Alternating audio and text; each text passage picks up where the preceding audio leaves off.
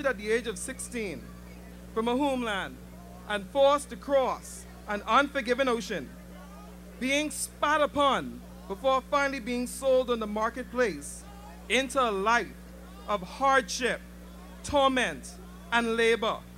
She is then beaten and burned with the fire iron to remember that she no longer belongs to God, but to a man. Finally, after years of mental, physical, and emotional abuse, in the middle of the cold, cruel night, with the threat of torture, rape, or execution, a young slave girl crosses the freezing river and walks until her feet are cracked and sore into the sunrise, all in the pursuit of freedom. Yet, in her pursuit for dignity and equality, she committed, at the time, what was considered an illegal act.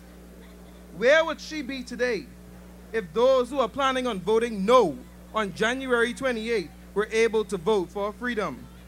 Should she be prosecuted just because she broke the law? My fellow Bahamians, this referendum is not about the PLP or the FNM. It is not about Perry Christie or Hewitt Minnis. It is not about Jesus or Satan. It is not about right or wrong. This referendum is about freedom.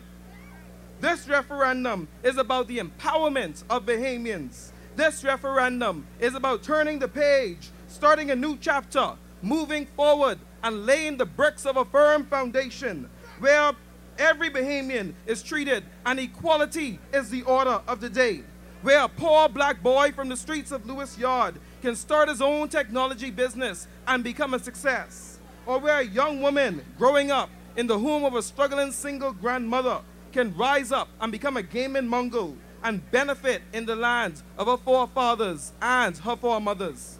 This referendum is about creating a better future for our children and our grandchildren in the land of hope and opportunity, where the least among us can grow up and achieve their very best and be successful in all of their economic pursuits.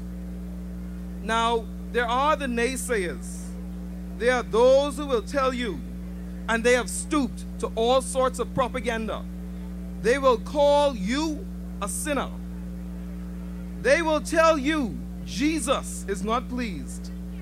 They will tell you you are the cause of an increase in crime and other social ills. They will tell you they are the only ones capable of understanding the English language, and the rest of us simply don't know what we're voting for. They have said, since we allegedly don't know, that the answer to our economic challenges is to simply sit by and to do absolutely nothing. They have said over and over and over, no, you can't. Well, my fellow Bahamians, I know what I am voting for. And tonight, I encourage all Bahamians from island to island to island, under the sound of my voice, to utter those three words of sheer hope and audacity, uttered by the President of the United States. Yes, we can. Let me hear you say it, my Bahamians. Yes, we can. For the many scholarships that will be provided to deserving academically qualified Bahamian students. Vote. For the access to long-term affordable health care and education. Vote. For the creation of alternative cleaner sources of energy and an environment prepared for the emergent threat of climate change. Vote. For the creation of a new industry by the marrying of gaming and technological advancement. Vote. For the newborn baby who will need Pampers next week and whose hard work will give him the hope of a better day and a brighter future. Vote. For the 3,000 employees that currently work in web shops all across this archipelago, from Abaco in the north to Inagua in the south. Vote.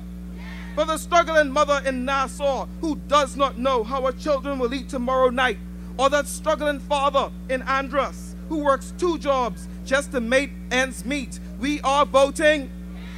My fellow Bahamians, this is the fight in which we fight. This is the fight that Dame Doris Johnson fought for when she fought for the rights of women in our Bahama land, and the one which prompted her to utter the words, and I quote, "We do not wish to be regarded as rebellious, but we would point out to you that to cling sullenly or timidly to ancient, outmoded ways of government is not in the best interest of our country.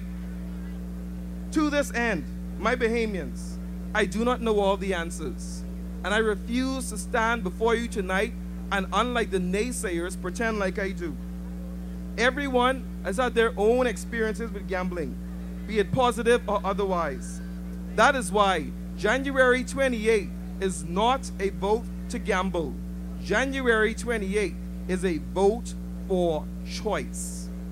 January 28th and legalizing and the regulation of gaming does not mean you have to do it any more than legalize smoking doesn't mean you have to smoke, or legalize drinking doesn't mean you have to drink.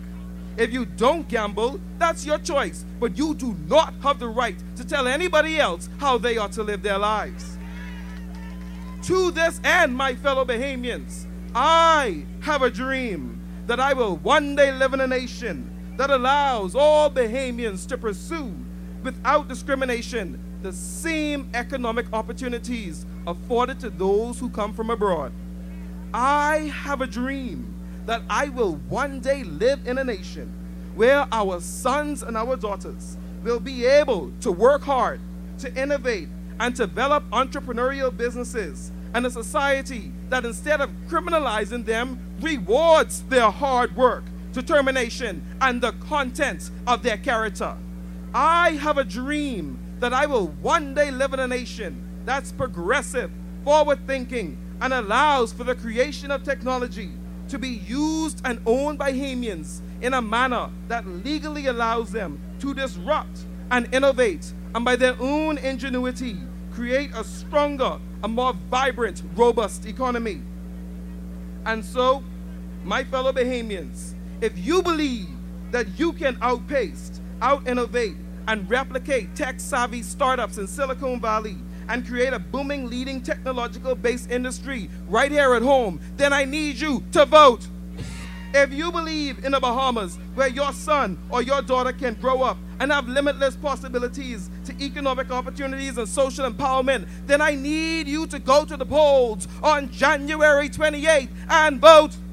If you believe in the Bahamas, where all men are created equal, and at no time should hatred or discrimination be tolerated, then I ask you to ask your family and your friends to vote. It does not matter if you are black.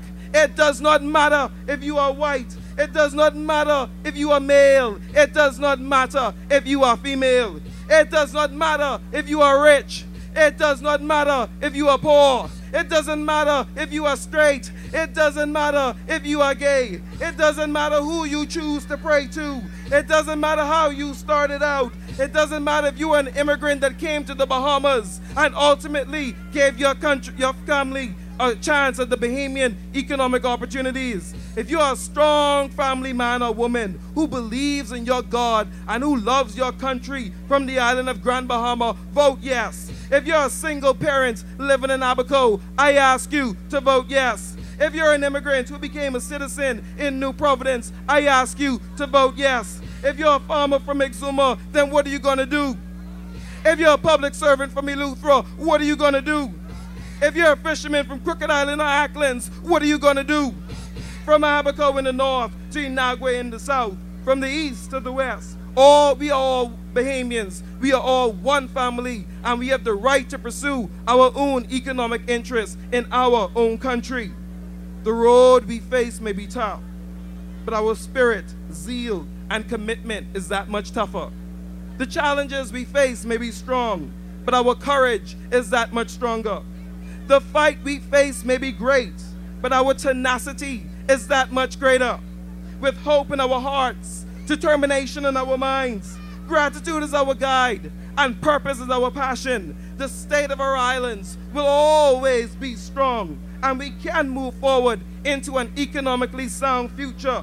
We can move forward as a socially conscious and spiritually aware people, and we can build a better society that is bound by love and that is united by service. On January 28th, I will vote yes, and I encourage you to vote yes, Bahamas. Thank you, God bless you, and God bless the Commonwealth of the Bahamas.